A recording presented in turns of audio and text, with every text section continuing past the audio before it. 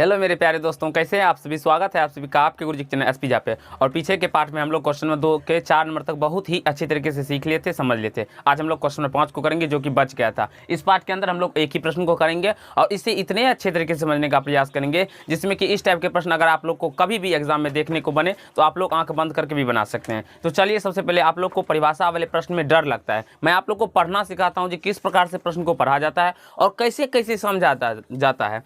चलिए, आपके screen board पे क्वेश्चन लग गया होगा, आप लोग पढ़ लीजिए, मैं आपको पढ़ के समझाता हूँ। क्वेश्चन है 5 नंबर में, जो किराए पर पुस्तक देने वाले किसी पुस्तकालय का प्रथम 3 दिनों का एक नियत किराया। इसमें कहा गया है कि किराए पर जो पुस्तक देते हैं पुस्तकालय में, उसमें 3 दिन के लिए एक नियत किराया सोचा गया है। जो मान लीजिए अगर एक दिन का एक्स किराया है तो 3 दिन तक एक्स रुपया ही किराया वो लेगा, एक्स रुपया एक्स रुपया एक्स रुपया, इस प्रकार से। तथा उसके बाद प्रत्येक अतिरिक्त दिन का अलग किराया है, और अगर आप लोग मान लीजिए अतिरिक्त दिन रखते हैं तो उसका अलग से किराया लगेगा।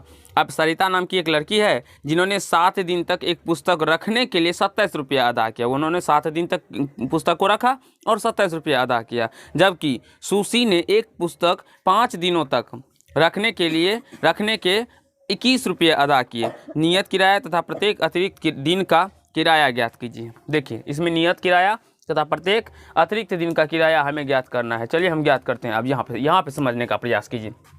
3 दिन तक का सेम किराया है, तो यहाँ से देखिए सबसे पहले हम मान लेते हैं, क्या मानते हैं, माना कि नियत किराया मान लेते हैं। नियत किराया नहीं दिया इसलिए मान लेते हैं, माना कि नियत किराया x रुपया है तथा प्रत्येक दिन का अतिरिक्त किराया, प्रत्येक दिन का अतिरिक्त किराया, प्रत्येक दिन का अतिरिक्त किराया y रुपया है। ये हम मान लिए। अब प्रश्न से देखिए, प्रश्न से क्या कहा गया है। प्रश्न से देखिए, सरिता नाम की जो लड़की है वो 7 दिन इस पुस्तक को रखी है, तो 7 दिन का रखने का मतलब हुआ यानी कि 3 दिन तक के लिए जो उसका नियत किराया वही लगेगा। तो 3 दिन, इस 7 दिन को हम इस प्रकार लिखेंगे, 3 + 4 दिन लिखेंगे। और इसके लिए उन्होंने कितने रुपया अदा किया, 27 रुपया अदा किया। बाबू अदा किया ना 27 रुपया। तो देखिए, एक बात मैं आप लोग को बताना चाहता हूँ, नियत किराया x रुपया है, नियत किराया कितना रुपया है, x रुपया है। तो वो 3 दिन, और उसमें कहा गया है जो 3 दिन तक के लिए नियत किराया सेम है, यानी कि अगर एक दिन का x रुपया है, नियत किराया यहाँ पे एक ही दिन का हम लिखे हैं ना, एक दिन का x रुपया है, तो 3 दिन का कितना होगा, 3x हो जाएगा। एक दिन का 3 रुपया, मान लीजिए एक दिन का 5 रुपया है तो 3 दिन का क्या हो जाएगा, 15 रुपया हो जाएगा, गुना कर देंगे बेसिकली। उसी प्रकार से एक दिन का x रुपया है तो 3 दिन का 3x हो जाएगा नियत किराया, प्लस 4 दिन तो अतिरिक्त रखा है, तो एक दिन का अतिरिक्त किराया y रुपया लगता है, तो 4 दिन का अतिरिक्त किराया कितना लगेगा, 4y हो जाएगा। और इस दोनों किराया को जब हम ऐड करेंगे तो 27 आ जाएगा। तो यहाँ से फर्स्ट समीकरण मेरा आ जाएगा 3x + 4y = 27। ऐसे हम लोग फर्स्ट समीकरण मान लेंगे। सेकेंड में अब सुशी क्या किया है, तो सुशी ने कितने दिनों तक रखा है, 5 दिनों तक रखा है। तो 5 दिनों तक जो सुशी रखा है, इसके लिए उसने 3 दिन और 2 दिन एक्स्ट्रा रखा। 3 दिन के लिए तो नियत किराया सेम है, तो 3x और प्लस 2 दिन का अतिरिक्त किराया 2y हो जाएगा। तो यहाँ से 3x + 2y = 21 हो जाएगा। इसको हम सेकेंड समीकरण मान लेंगे। आई होप यहाँ तक आप लोगों को समझ में आ गया। बस यहाँ तक समझ में आ जाने के बाद आप लोगों को ये बच्चों की तरह प्रश्न हलवा की तरह लगेगा, और इसे आप लोग विलोपन विधि, एलिमिनेशन मेथड से सॉल्व करके बना सकते हैं। तो यहाँ तक समझने में कहीं से दिक्कत, आप कौन सा विधि कह रहा है, विलोपन विधि, ठीक है। अब यहाँ से देखिए, इसमें देखते हैं विलोपन विधि में मैंने आप लोग को क्या बताया था, जो एक पद जो होता है उसमें एलिमिनेट होता है, यानी कि विलुप्त होता है। तो इसको एक पद को हमें काटना होता है, तो एक पद को जब हम काटेंगे तो यहाँ पे देखेंगे तो कौन सा पद सेम है, और सेम नहीं रहता है तो उसको सेम करते हैं, बराबर करते हैं। ये 3x सेम है तो ये कट जाएगा। देखिए यहाँ पे भी प्लस है, यहाँ पे भी प्लस है, तो अगर हम जोड़ेंगे तो ये तो जुड़ जाएगा, इसलिए हम घटाएंगे। तो समीकरण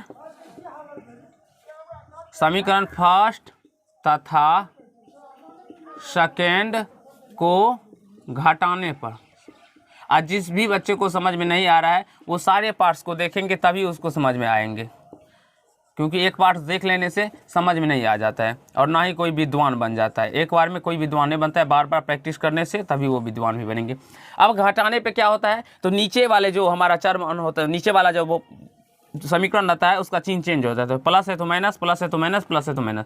ये 3x कट जाएगा, 4x में से 2, अब इस प्लस का कोई वैल्यू नहीं रहा, इस माइनस यहाँ इसके स्थान पे माइनस आ गया, तो 4x में से 2 आ जाएगा तो 2y बच जाएगा, और यहाँ से 27 में से 21 जाएगा तो 6 आ जाएगा। तो y इक्वल टू क्या हो जाएगा 6/2, 2 से 3 मर्थ में चला जाएगा, तो y इक्वल टू क्या हो जाएगा 3। अब y का मान हम क्या करेंगे, तो इसमें रख देंगे किसी एक समीकरण में, तो लिख लीजिए वहीं पे y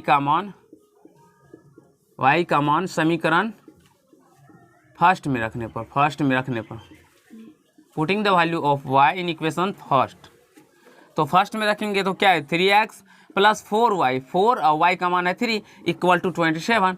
यहाँ से 3x equal to 3x plus 4 3 जा कितना तो 12 आता है, इक्वल टू 27। अब यहाँ से इस 12 प्लस में है तो इधर आएगा तो माइनस में आ जाएगा, तो 3x इक्वल टू 27 माइनस 12, तो 3x इक्वल टू 15, 27 में से 12 जाएगा तो 15 आ जाएगा, और यहाँ से x इक्वल टू क्या आ जाएगा 15/3, तो 3 5 मर्थ में 15 होता है, तो यहाँ से x इक्वल टू क्या हो जाएगा 5 आ जाएगा।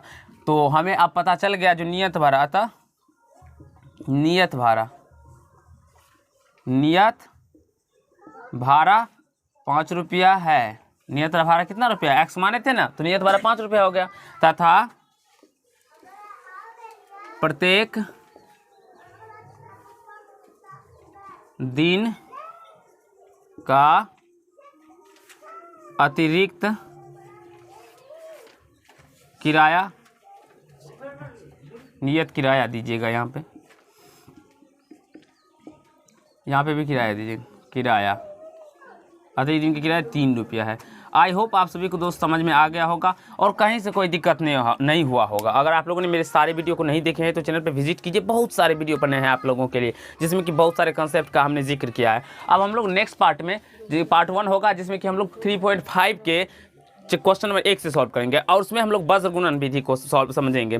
तो उससे पहले मैं आप लोगों के लिए एक बेसिक कंसेप्ट लाऊंगा। बेसिक कंसेप्ट कहने का तात्पर्य हुआ जो एक वज्र गुणन विधि करके मैं आप लोगों के लिए एक समझाने वाला प्रोसेस लाऊंगा, जिसमें कि हम आपको वज्र गुणन विधि को कैसे याद रखा जाता है, क्योंकि बहुत सारे बच्चे याद रखते हैं फिर भूल जाते हैं, लेकिन मैं इस तरीके से बताऊँगा जिससे मैं कि आप लोगों को याद हो जाए एक तरीका। दूसरा तरीका उसके एक दो एग्जाम्पल्स के साथ आप लोग को बताऊँगा जिससे कि आपके दिमाग में बैठ जाए और आप लोग तुरंत बना सकते हैं। तो धन्यवाद दोस्त, आज की पार्ट में हम लोग इतना ही करेंगे। अगर ये पार्ट आप लोग समझ में आ गया तो वीडियो को लाइक कीजिएगा, कमेंट कीजिएगा, शेयर कीजिएगा, और चैनल पर नए होंगे तो चैनल को सब्सक्राइब करके बेल आइकन को प्रेस कर लीजिएगा, जिससे कि हमारे हर एक वीडियो का नोटिफिकेशन आप तक पहुंचता है। तो धन्यवाद, आज की पार्ट में इतना ही।